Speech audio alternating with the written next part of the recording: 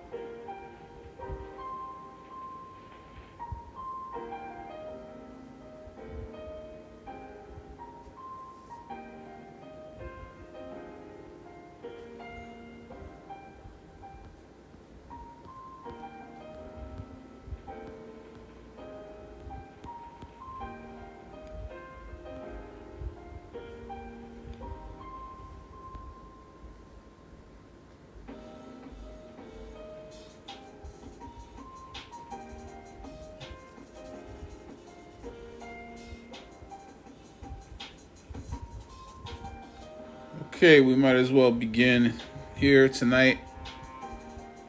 Learn Snakes Live.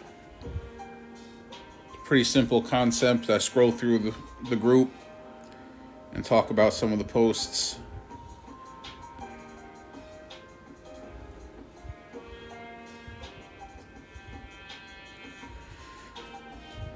Up first, we have Originals Rattlesnake. This is a species that barely occurs in the U.S.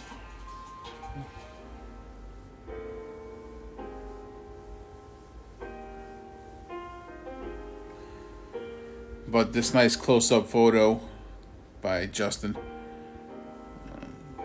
we can see the that supraocular scale overhanging the eye,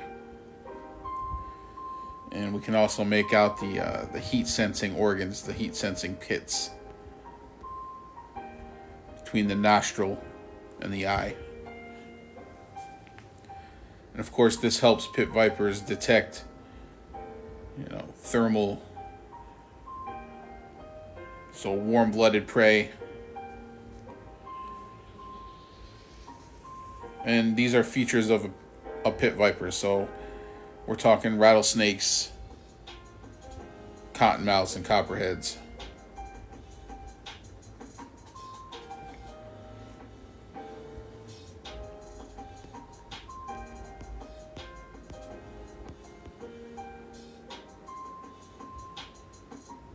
Here's a neat non-venomous snake from Asia, the radiated rat snake. These snakes are known for their defensive display, and they actually puff up their necks, make themselves look larger to a potential predator. Like many snakes around the world, share the same defensive behavior. It's an interesting species from Asia.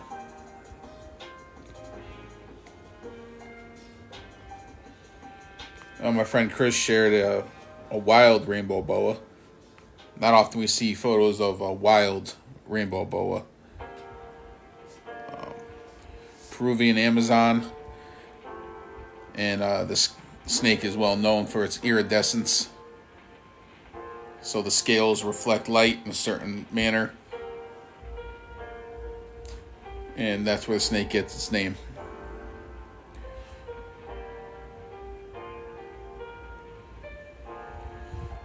Robert posted a video of a black mamba being milked for its venom. And of course, venom is used in tons of different research, medical use.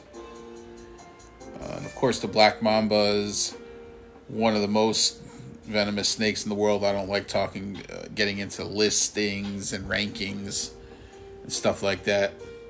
But yes, the black mamba has a potent neurotoxin in its venom. It's also one of the fastest acting venoms of any venomous species, and prompt medical treatment is required, or else your nervous system shuts down and you stop breathing. And deaths have been documented to happen within 30 minutes of a bite from a black mamba. The Jack Daniels fishing story, of course, this is a classic. It's been posted many, many, many times. Close-up of another venomous rear-fang colubrid, the boom slang, from Africa. Snake with the big eyes. Of course, they're active daytime hunters. Sharp vision. And this snake will cause hemorrhaging, internal bleeding, and it's a pretty nasty bite.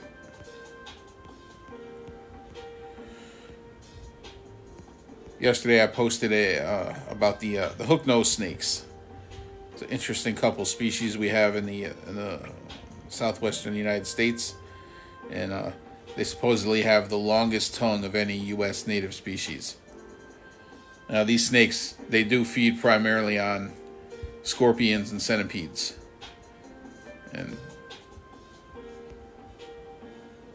But especially this the species here, the thorn scrub hooknose. Gorgeous snake. And we got YouTube ads.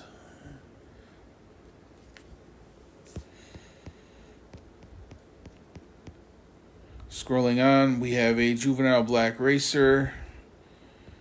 Of course, the juvenile black racers are racers in general are common throughout much of their range. They tend to have a lot of babies. So yes, racers will show up around your house. They might even get inside of your house.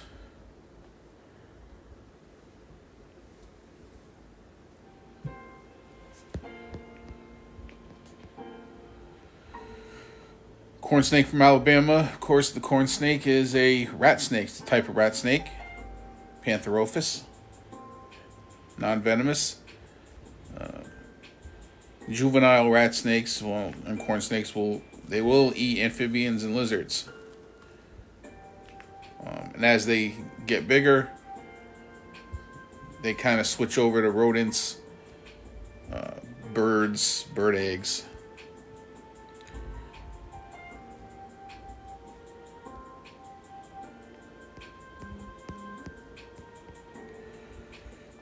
Nice regal ringneck snake from Texas. Nice looking snake. And here we have one of the Asian coral snakes, Sinomicrus, distantly related to the American coral snakes.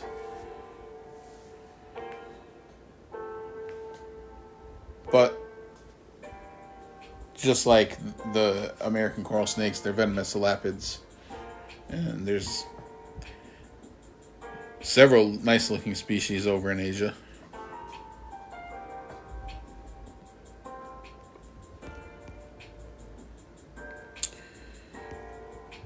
There we go. Here's an interesting. This is a striped swamp snake, which at one time was called the crayfish snake. And they have these kind of big googly eyes with the pinpoint pupil. This down in Florida, I believe, and they crisscross from swamp to swamp. This one was found on the, looks like a dirt road or a sand road. Go check out Tricolor Club on YouTube. I posted recently about this viral photo of 3 different snake species sharing a confined space in a hose box in Arizona. This is a common behavior.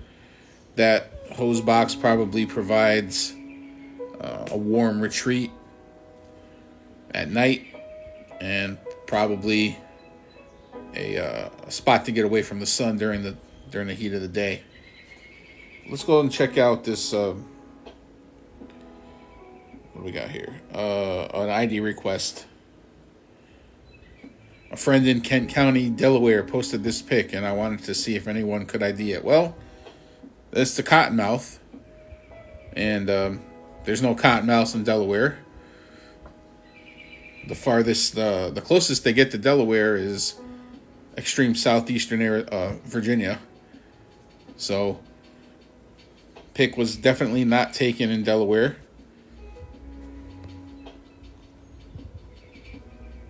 And there's the telltale dark stripe through the face, the kind of angular features of a cottonmouth.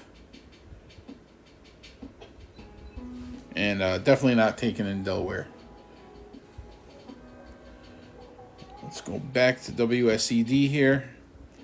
I spent the day designing some stickers. I'm actually working on a different snake for this design. All right, let's scroll back down here. See what we have. A king cobra. After it had just swallowed a snake, and of course the king cobra is a specialist on eating other snakes, including their own kind.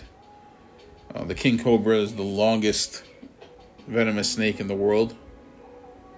And it's a venomous elapid, and it's actually not a true cobra, but it was placed in its own genus.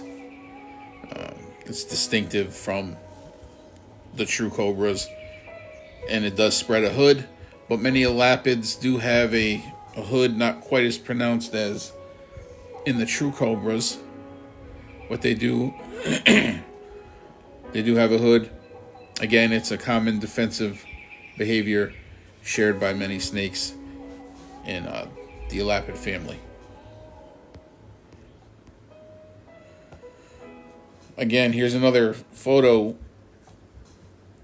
that was claimed to have been taken in Sacramento, California, but this is a rat snake, not native to California. At least this species of rat snake, the eastern, whatever you want to call it. This species is not native to California, so it's very common on Facebook and the snake groups to have photos posted claimed to be from a certain region, and the snake is not native to the region. Now, of course, yes, it could be an escaped captive snake. Rat snakes are a popular captive, but not native to California. And I talk about garter snake venom in my latest YouTube video on the Tricolor Club. Go check that out. Another close-up of a cottonmouth. Of course, this behavior is known as gaping. Well, they will open a mouth and reveal the white interior. And yes, sometimes the mouth is pink. Don't get too caught up on common names. Well, why are they called the cottonmouth if sometimes the mouth is pink? It's just a name, folks. It's not that big of a deal. Due to the lighting, etc., sometimes the mouth is pinkish. And the fangs of the cottonmouth, because they are a pit viper, the fangs are folded up in the roof of the mouth underneath these skin sheaths here. So the cottonmouth it doesn't want to waste its venom on a defensive strike. It will give us plenty of warning to back away and to leave it alone, and only as a last resort will they strike out with fangs ready to envenomate.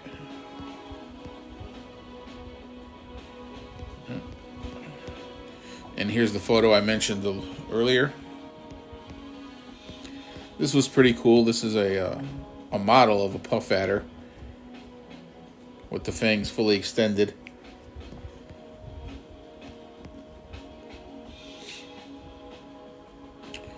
Here we go. This is a red diamond rattlesnake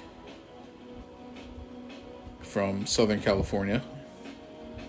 Now, the three species that have this kind of black and white banded tail are the red diamond rattlesnake, the western diamondback rattlesnake, and the Mojave rattlesnake.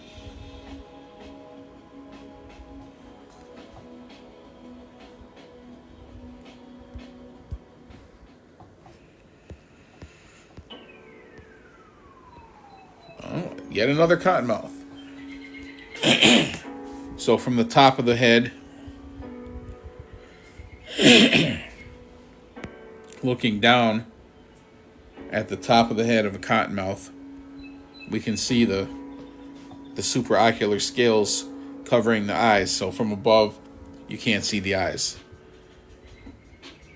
So this is a feature of pit vipers. However, these scales are more pronounced on a cottonmouth than they are on a rattlesnake. But it's something to look for. It's one of several features to look for. And of course, we can see that dark mask on the sides there. And then some people like to look at these scales, the scalation pattern on the top of the head, including the two supraocular scales over the eyes, and it kind of resembles a flower. So that's a pretty cool little feature.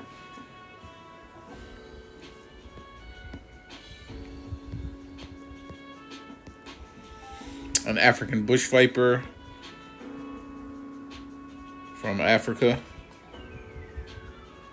Another cool little viper. 18 species.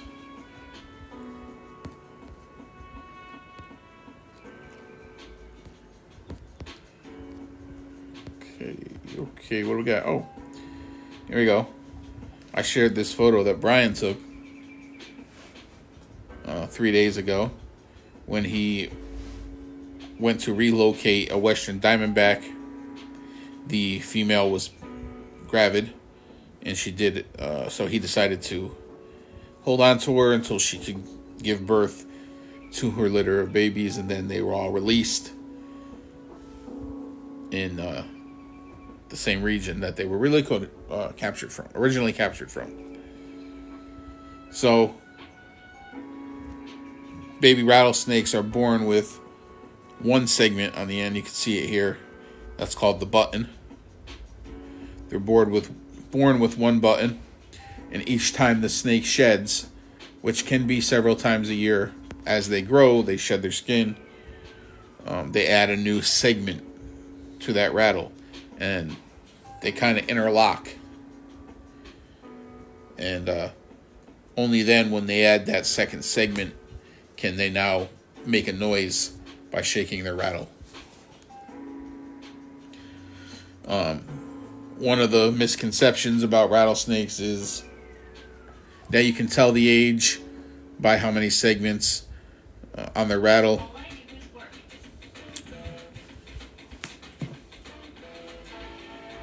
Got more YouTube ads here. But because the snake may shed several times a year, indicating, trying to figure out the age by the number of rattles doesn't really work out very well. Go check out Hi, I'm a King Snake. Follow the life of an Eastern king snake. And here's a couple, here's several different snake species from Arizona that Alicia posted. Take a quick look on these. The Sonoran coral snake, or the Arizona coral snake, which is the name of the subspecies in the U.S. There's 2 more subspecies of this snake that occur. Low power mode. My iPad is about to die, so I'll be quick here. But there's 2 more subspecies of the Arizona coral snake in Mexico. And the one in the U.S. is technically called the Arizona coral snake. These are small snakes. They have a small venom yield, small fangs, but a misconception of coral snakes is that they need to chew on you, or they need to bite loose skin in between your fingers or something like that. That's not true. They can, they can strike and envenomate pretty quickly.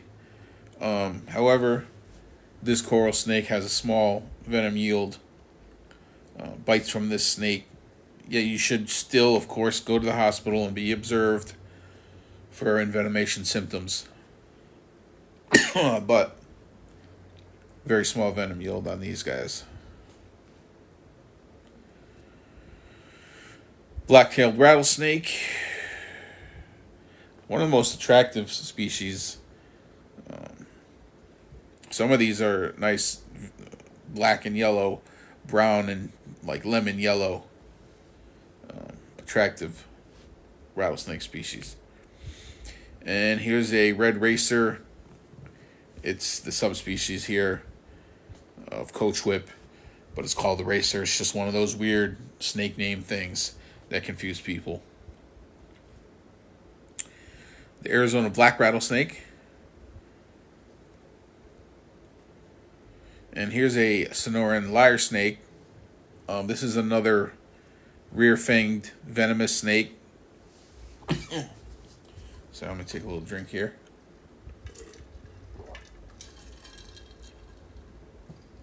Rear-fanged venomous snake Maybe the term should be enlarged rear teeth. I'm not going to get into the whole debate about fangs and teeth, etc., but they produce venom.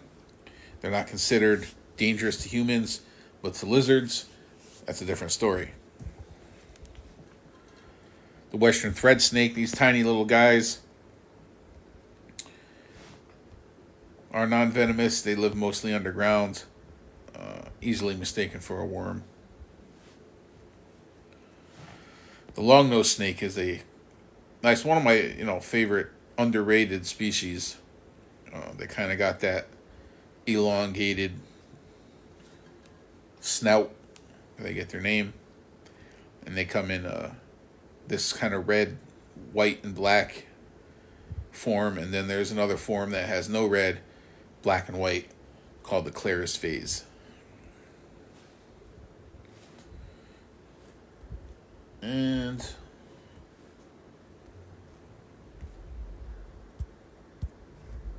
God, having a little trouble here.